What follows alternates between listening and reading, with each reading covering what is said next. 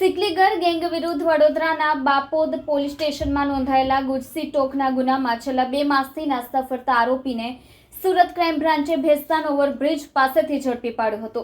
આરોપી વિરુદ્ધ 23 જેટલા વિવિધ ગુનાઓ નોંધાયા છે. ગુનાહિત ઇતિહાસ ધરાવતા સિકલીગર ગેંગના સૂત્રધારને ક્રાઇમ બ્રાન્ચે બાતમીના આધારે ભેસ્તાન ખાતેથી પકડી પાડ્યો છે. 26 વર્ષનો ગુરુચરણસિંહ અત્યાર સુધીમાં ગુજરાતમાં કુલ 23 ગુનામાં સંડોવાયેલો છે અને તેની સામે વડોદરામાં ગુજસી ટોક હેઠળ પણ ગુનો દાખલ થતા ફરાર થઈ ગયો હતો.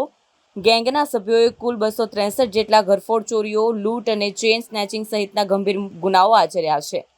તેમના ગુનાઓના આર્થિક લાભને પોતાના ધંધો બનાવી દીધો છે. એટલા માટે જ વડોદરા શહેરના બાપોદ પોલીસ સ્ટેશને તેમની સામે ગુજકોટોક હેઠળ ગુનો નોંધાયો હતો. આ ગુજસી ટોક એક્ટ હેઠળના ગુનામાં અત્યાર સુધી ટોળકીના સરગણા સહિત કુલ 15 આરોપીને પોલીસે ઝડપી લીધા હતા.